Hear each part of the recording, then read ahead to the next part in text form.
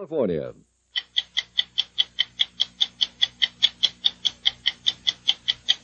The film business is trying to tell the public that anyone who buys an illegal tape is dealing with a criminal. Superman. We eventually managed to get this copy from a pirate who may or may not be raided one day. We set out to learn just how the hot film and tape market works. I think it is exclusive. Adwar said he'd been offered Superman for $1,000. Said suppliers line up maybe 30 or 40 dealers like himself, deliver copies to all of them the same day, make $30,000 or $40,000, and disappear until next time. They said it would happen, and it has. The day when you could go to the movies without leaving your living room. Something Hollywood was looking forward to with dollar signs in its eyes. No longer would they have to lure you to a theater. You wouldn't have to go to the movies. The movies would come to you. Well, they are coming to you. If you're ready for them, via videotape cassettes you can play on your home television set. But if what you want is Superman, the only way you can get him is illegally, from a modern-day pirate who steals first-run films, somebody's copyrighted product. The market for pirated films is worldwide, and it's costing Hollywood millions. It's happening because it's so easy to slip a videotape recording of a film into a machine and virtually turn your living room into a theater. Grease, box office smash. But some pirate has managed to get it transferred from film to videotape.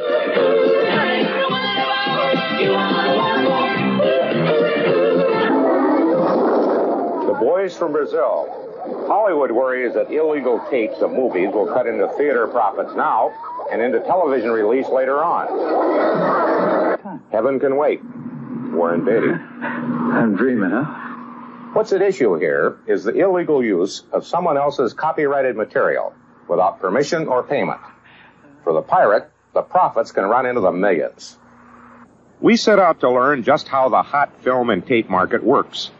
Producer Paul Lowenwater and cameraman Bob Peterson picked one out of dozens of video showrooms they could have gone to in New York City. Adwar Video on Lower Fifth Avenue. We saw their ad in the New York Times. Lowenwater and Peterson, with our hidden camera, came to pick up copies of Grease and Star Wars, which they had ordered on a previous visit. This is the Star Wars then, and this one is the Grease, parts 1 and 2. Okay, fine. Now, how are we going to pay? Do you want them on separate bills on the same bill, cash, master charge? Separate. Okay. Do you have any luck with Superman? Not yet. My person hasn't come back yet. I'm thoroughly amazed. Usually they say it, and then they turn up like 3 or 4 weeks later with it in their hands. So all of a sudden they look up, and here they are. Mm-hmm. So I haven't given up hope. It's actually a standard operation. Yeah, and that'd be the same $40 a cassette thing? Four. Yeah. You call them training tapes, huh? Yes, everything is illegal.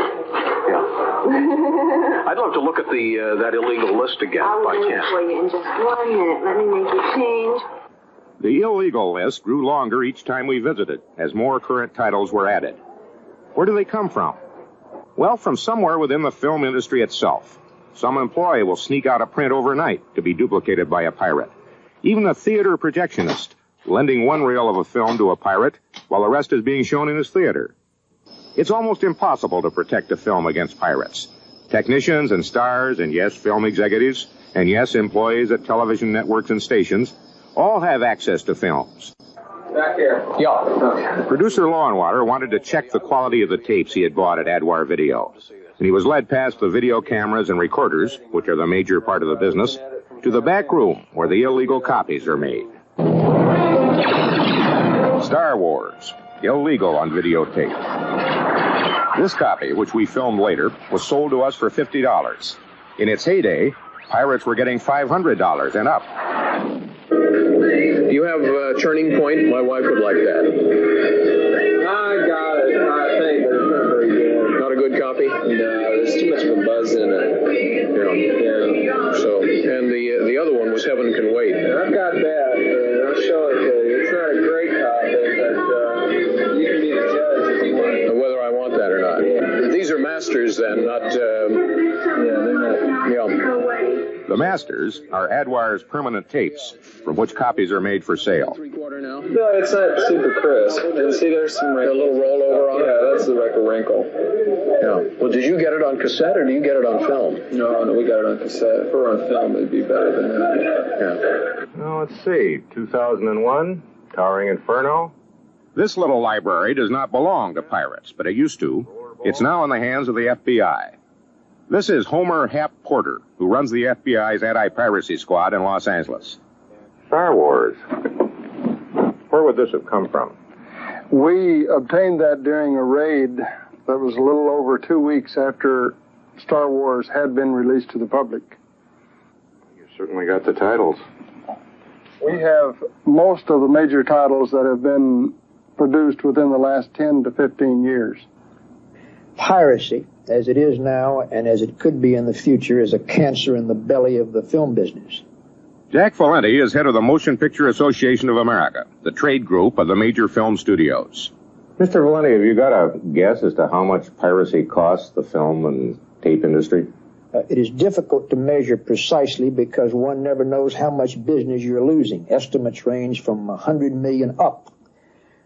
But the point is that it is there, it is rampant, and unless we can get a hold of it alongside the police forces of the world, it can cause serious injury to the body and soul of the movie business. Hollywood sees every new video recorder as a threat to its pocketbook. Thousands of potential customers flocked to this first national home video show in Los Angeles a few months back. Every machine can copy. Every copy means dollars lost in royalties not paid and tickets not sold.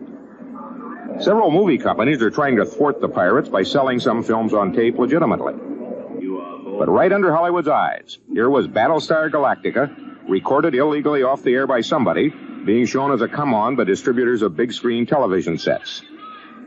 Galactica was filmed for ABC television by Universal Pictures, which told us it has not given anyone the right to record it on video cassette. Well, you or I could do it, using the new technology that is running away with the law. Here we are with more than 1 million new videotape recorders expected to be in American homes by the end of the year, and a copyright law that says that taping off the air is technically a violation.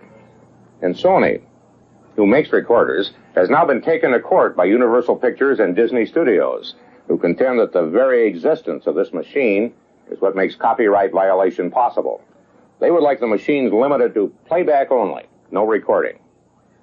Sony contends that Congress knew about home recording when it wrote the new copyright law and never intended that home recording should be prosecuted. That case will take months, and the decision will ultimately affect us all. Meantime, the FBI tells us that it is not about to spend money prosecuting individuals recording for their own use at home. But when a dollar changes hands, they want to know about it. But in the beginning, as they say, there was just film. And then there were film collectors, and pretty soon there were film pirates to feed the film collectors. Tom Donahue owns Thunderbird Films in Los Angeles, selling legitimately to collectors now. But Donahue used to be a pirate. What did you get charged with? What was the major work of art that brought you? Major work of art that I got charged with, and actually, we can joke, it's beach blanket bingo with Annette Funicello. Hey, which one, one of the beach films, rock film, whatever at the time was, and evidently some people still want it. And that's what I got charged with. But what they didn't get at that time was maybe 100 or 200 negatives. I didn't keep them there. They didn't even know about it. They didn't do a very good investigative job. I could teach them a few things. They wanted to put me on payroll. From then on, you went straight. From then on, I went straight. I gave them all my negatives. Every negative that I had that was not quite legit to have, I gave it to them. And then I continued in the business of finding things that are in public domain. What kind of contacts would you need if you decided to go into the pirating business again? I've been offered filmed by thieves that work at different laboratories, projectionists, film collectors that know projectionists. A lot of things get thrown away in the trash cans, and hey, there's not a trash can out there around town that doesn't have a film collector lurking. Again, I've been offered filmed by thieves that work at different laboratories, projectionists, film collectors that know projectionists. A lot of things get thrown away in the trash cans, and hey, there's not a trash can out there around town that doesn't have a film collector lurking under it. I have a list, which came in the mail, of films available, there are 2 or 3 classifications. There are approximately 200 of them. Airport, Bonnie and Clyde, Blazing Saddles, Day of the Jackal, Frankenstein, Earthquake, The Exorcist, Emmanuel, which I'm sure was not yours, Jaws, Love Story, Patton, Rocky. It's still easy to get them when you want them. They told me in Los Angeles anything I wanted I could find within an hour or two. That's right.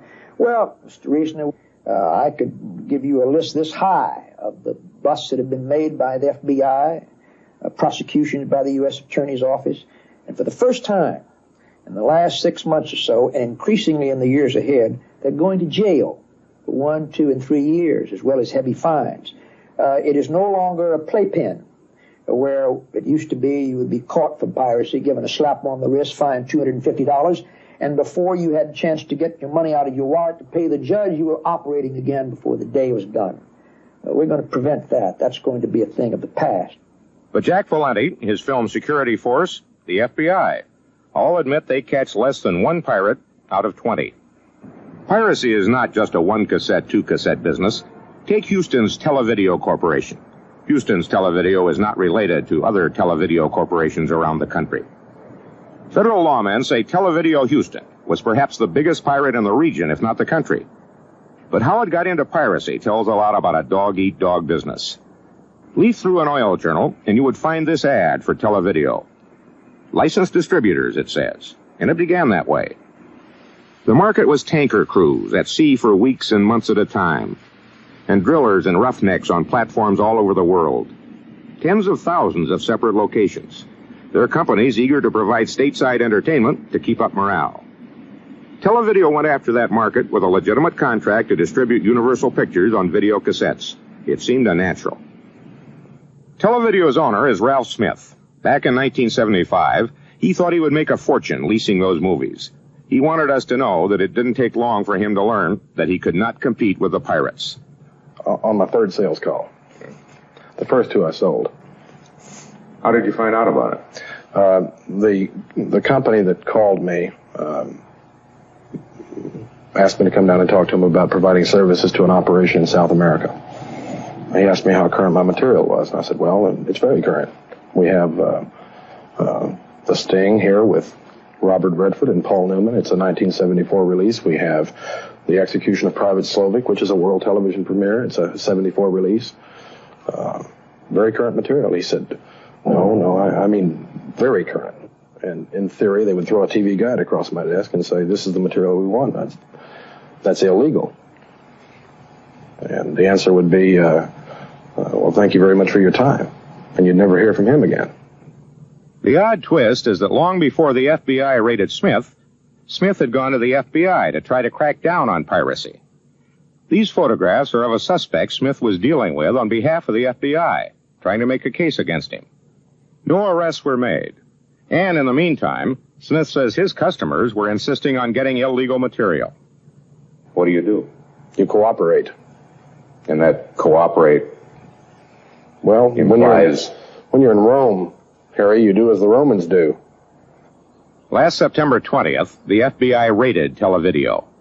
Ralph, I've got some voluminous material here, which I guess is the inventory of what they took out of your shop in the raid.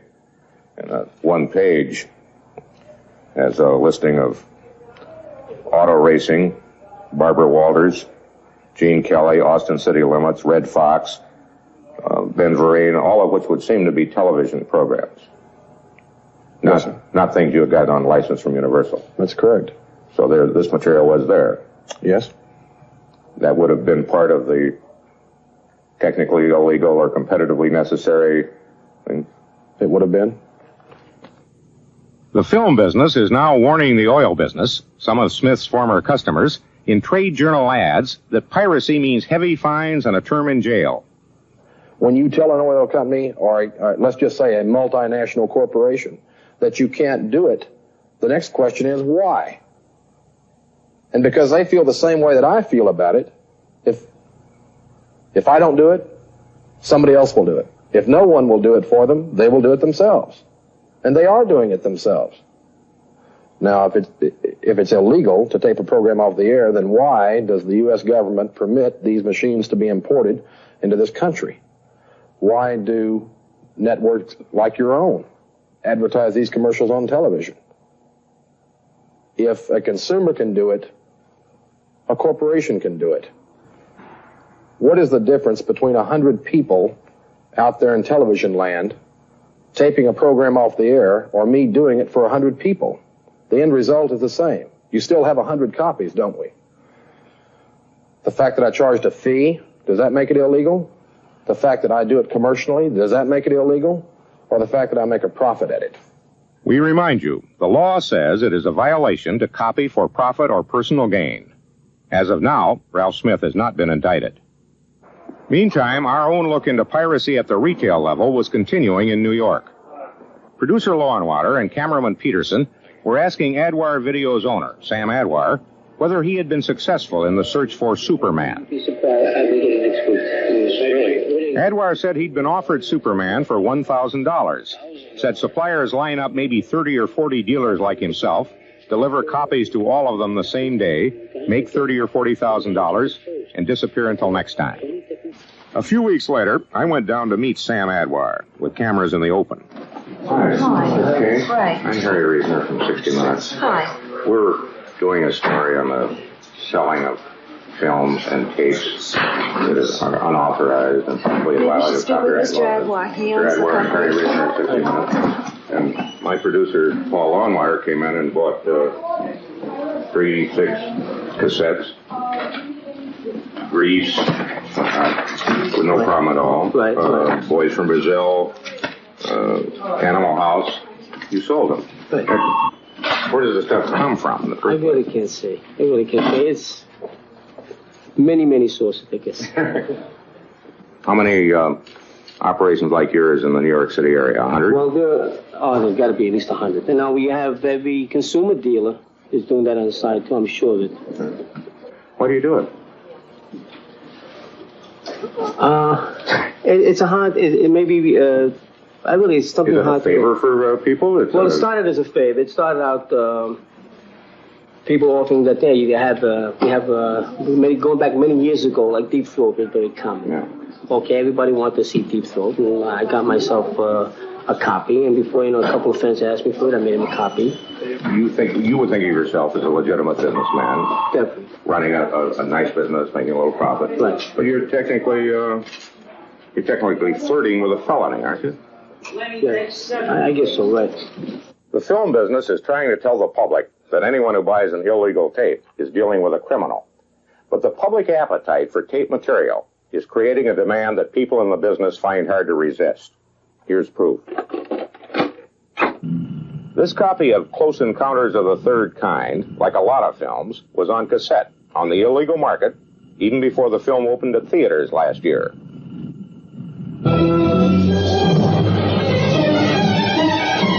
And finally, Superman.